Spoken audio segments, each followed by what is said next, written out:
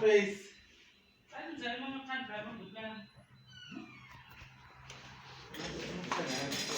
Hello, hi, Nijani.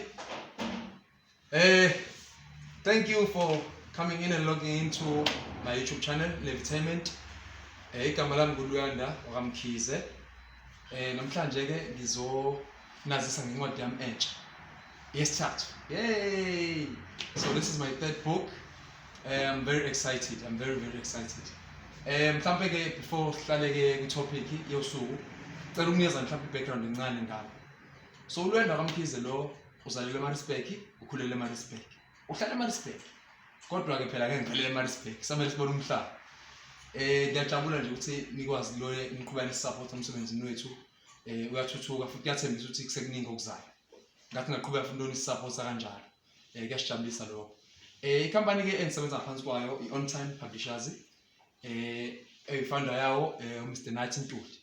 Mr. Nathi Ntuli ke umngane wami, business partner yami futhi umuntu ongisekelayo entweni eningi nje esenzayo. Siphilisana naye kahle kahle. So ake ngihlephule kancane ke ngokuthi mhlambe into ezifika banga ukuthi ngifike kulezi zinga leli lokuthi ngize ngombhalo kwenzeka kanjani. Ngikholelwa ukuthi sonke emhlabeni sinezinto esibizelwe zona emhlabeni noma esidalelwe ukuthi sikwazi ukuzenza. Ngebhadi ke abaningi bethu bagcina bengazenzanga lezi zinto noma bengazifezanga ngenxa yokuthi izimo zomhlaba zesicindazela sisibeka endaweni ezahlukahlukene. Kuphoqa ukuthi umunye umuntu aza kuyeke lokhu afana ngabe yakwenza aze enze okunye ngenxa nje ukuthi ufana aphile. Lolu bizo ke bakwethu silibona ngani? Kunento leya engisho kwabangani bami ngithi uNkulunkulu unama personal phone numbers ethu sonke. Okuthi yinto akwazi ukukhonektha ngayo nomuntu ngamunye. Lento mhlambe uyibona kanjani? Ubona ukuthi mhlambe uma usebenza endaweni ethile uthola ukuthi uyazi ukuthi ngiyasebenza kodwa manje angifuni ukusebenza. Kodwa ngisebenza ngoba kumele ngisebenze, yabo? Futhi kwesinye isikhathi thothi lento uyibona ukuthi lento oyenzayo uma uyithanda uzwe ngathi lento ngathi ngayenza unomphela angaphinde ngiyiyeke empilweni yami, yabo?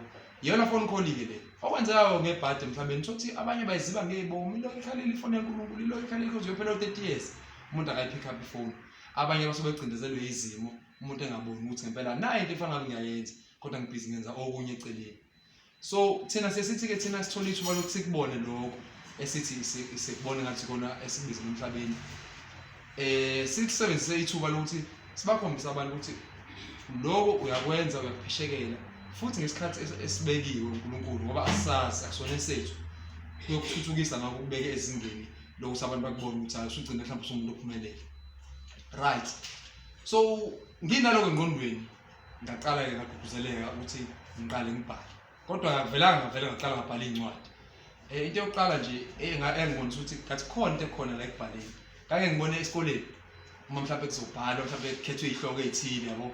Mhlawumbe uthi sinezwe izihloko kuthiwa khuluma ngoMandela o ngembokodo abantu besifazane nani ukuhlunyezwa. Ama-topic abalulekile lawo mahle futhi relevant ezinsukwini zanamhlanje. Kodwa ngangithi mengithola i-topic ethi lo lasuke ngingalikhohlwa mase vele ime la kumele ngiqhubekeke mina ngibhale. Manje njengomuntu okukhule nje vele ingqondo vele ithanda ukugijima vele ngikhethe yona ke le topic ngoba manje ngibona sengathi ukuthi ngingazakhela i-story sami, yabo? Ngik-enjoy futhi lo ngibhale ngize ngiyiqede indaba. Akuhlungu ukuthi mhlawumbe kwesikhathi angiphasi ngokuphasa mhlawumbe ngiyafeyila nje futhi, yabo?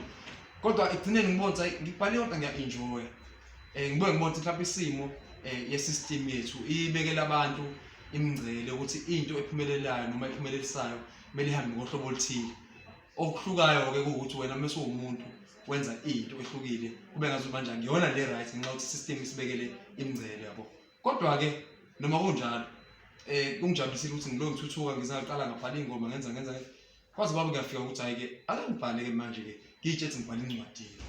Incwadi yami yokuqala ke engayibhala yesingisi ithi I Wanna Be a Billionaire.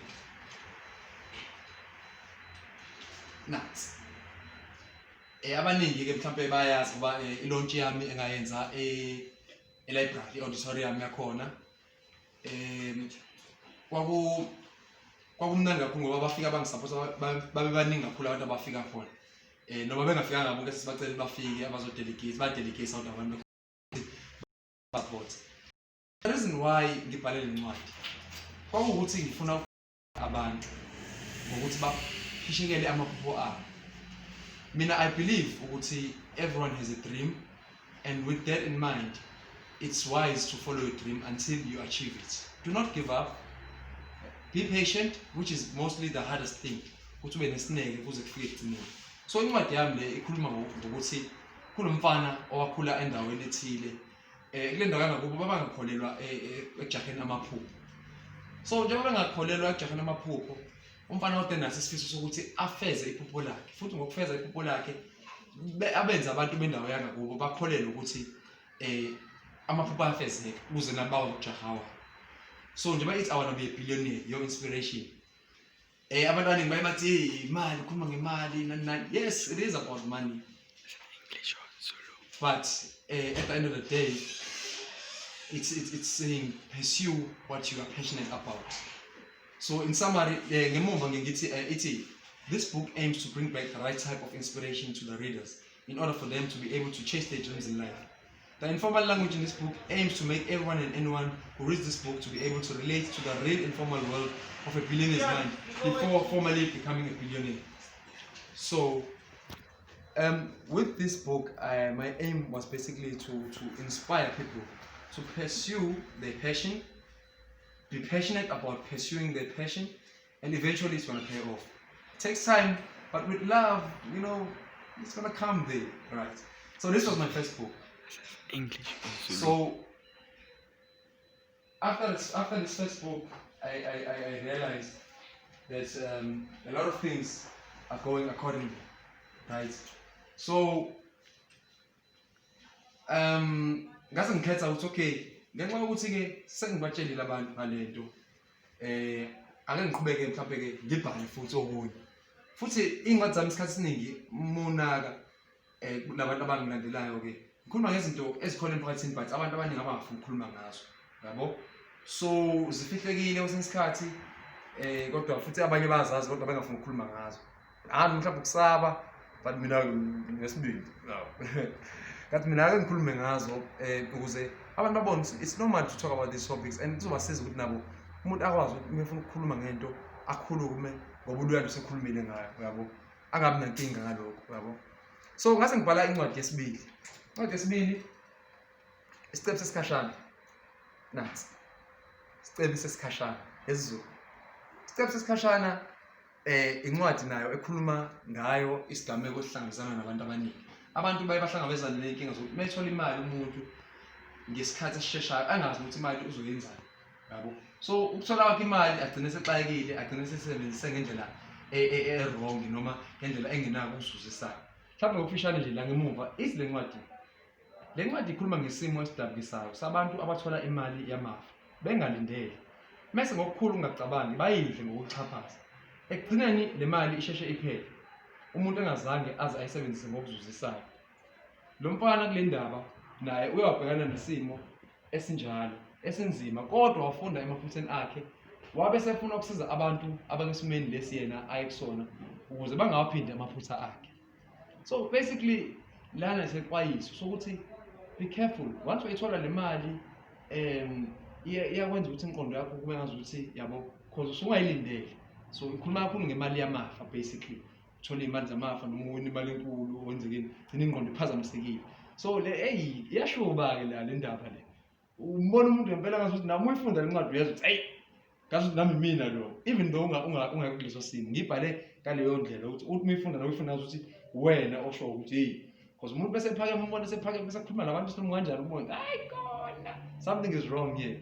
But nayo incwadi emnandi kakhulu le isiqephu sesikhashana, right?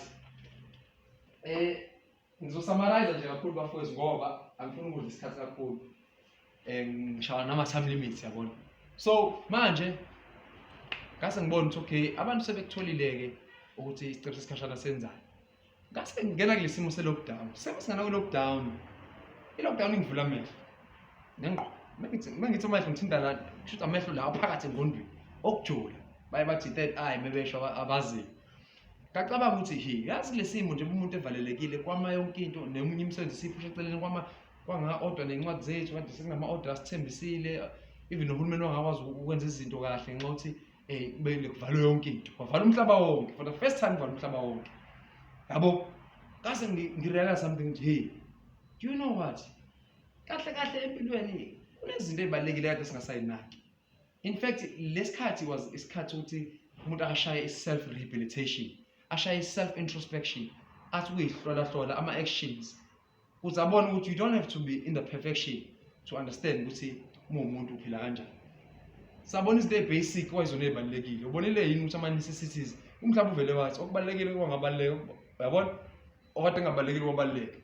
That's why ama-general workers, izinto ama-basic needs, ama-essential workers as they call them, kwayizinto esiyinaka manje.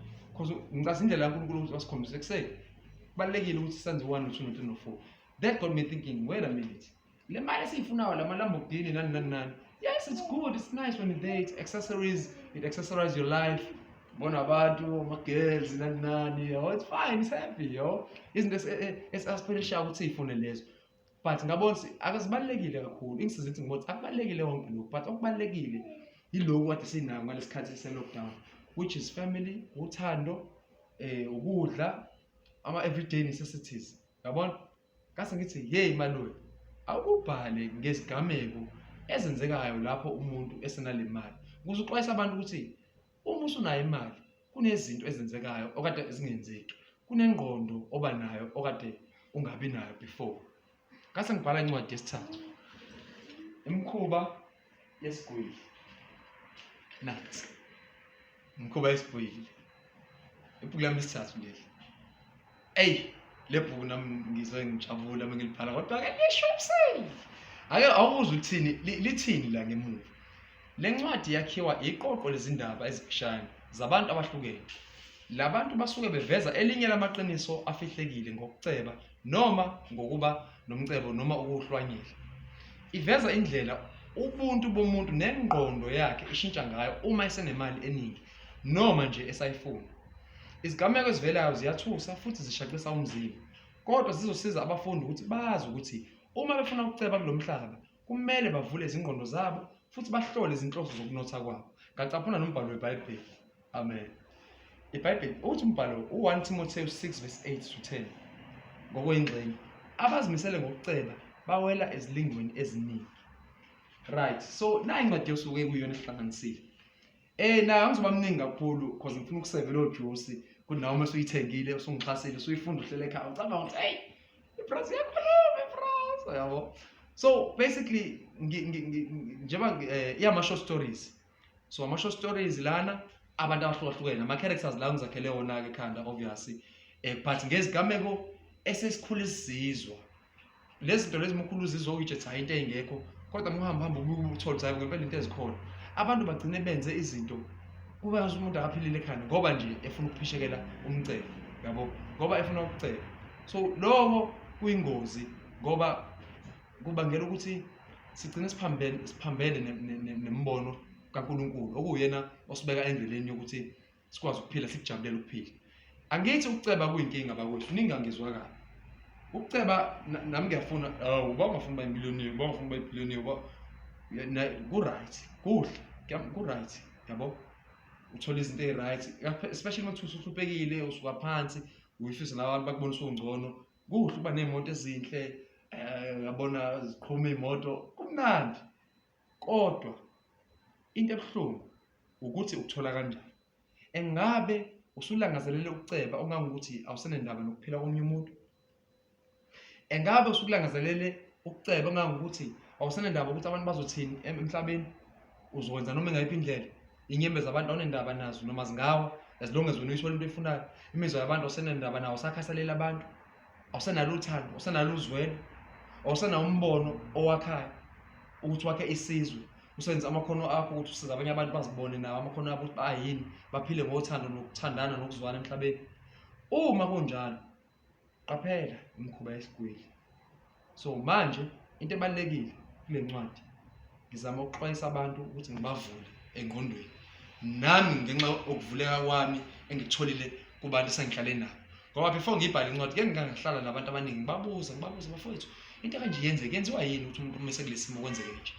Kwenziwa yini ukuthi uma sekuba, yabona nje mhlambe mengizokucaphunela nje mhlambe umbhalo ophakathi isingeniso noma ngingene in detail isingeniso sithi isingeniso ngenzela ukuheha ukuthi uzothi hey othi ngiyithole le ncwadi sithi isingeniso kubalekile ngathi ukuthi sizazi futhi sizazise izinto ezibalekile empilweni kusenesikhathi ngoba kuyaba buhlungu ukuthi sizazi izinto esingazazisanga isikhathi sesiphelile uyayizwa leyo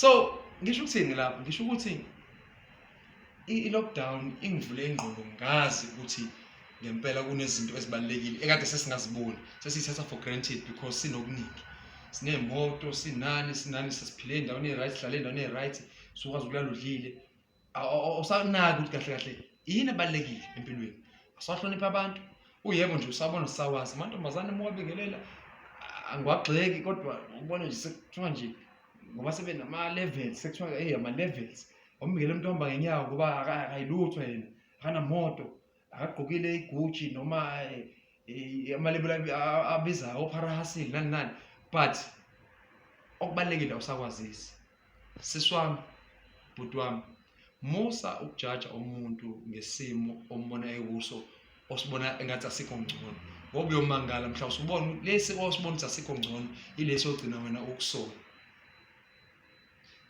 angisho ukuthi ukuhlupheka kubalekile kodwa ngisho ukuthi kunezinto ezibalekile ekuhluphekile la singenalutho khona the most hlwanyela izinto siba iningi either more umthwalo ubaningi la kuyoke bese kumele sishiye khona lezo zinto kube nzima ngathi sibe sesigeja ukuthola ukubusiseka uNkulunkulu ngicela ukuthi ngenxa yesikhathi ke ngime lapho mhlawumbe uma ukuthi abantu bakuthanda noma futhi ukwazi kabanzi ngencwadi zami ngazinye mhlawumbe sebezongisubscribe subscribe ku video yami ku channel yami basha ama comment bangitshela ukuthi bafisa ukuthi ngixoxe ngayiphi mhlawumbe kulezi ncwadi kabanzi yabo mhlawumbe uma bafisa ukuyi-order incwadi bangawazi ukuyithola incwadi mhlawumbe bangifonela enambeni yami personal number yabo asiphakeme asikho sokuphakama noma athi umuntu usekwenzekene empilweni hayi cha sikho lapho ithi inamba yami 0715446085 noma mhlawumbe uthi inamba se-office uzothola khona umphemba futhi nawe mhlawumbe ukhona u-office ukupublisher uyokuxhumana naye ithi inamba yakhe 0846979250 yabo or ungidrophe email luyanamalulwana@yahoo.co.za or uze ku Facebook ungithole luyanamalulwana noma kwi page lethu le entertainment which is Nevitainment drop message or khona la ku YouTube channel yabo just ukuthi sixoxisa ukuthi yini mhlawumbe enye ofisa ngibhale ngayo mhlawumbe yipi ofisa ukuthi because kusekuningi ukusesa safuna ukwenza namafilimu mhlawumbe yipi enye ongayijabulela kulezi ncwadi zami ofisa ukubona kumafilimu mhlawumbe umuntu wamafilimu sihlangane sixoxisana ukuthi how can we move forward because the aim here ukuthi sihlanganeni sihlalisaneni sibonisane ukuthi izinto ziya kanjani phambili ukuze sikwazi ukusizana siphumelele sonke ngikhulumile bakwethu kodwa nje bekuyisamari nje qaphu kancane ngiyabonga kakhulu ukuthi nibukele le video ngicela ngitshela abangani benu batshela abangani babo ukuthi uBhula Malulwane usefikile asitholaneni sitholeni incwadi zethu ukuze sisizane saphothane senphambili ukuze nami ngazisa abantu ngomsebenzi wenu kuyangijabulisa ukuthola lethuba leyinqazivele nisale kahle okwamanje till next video subscribe notify noma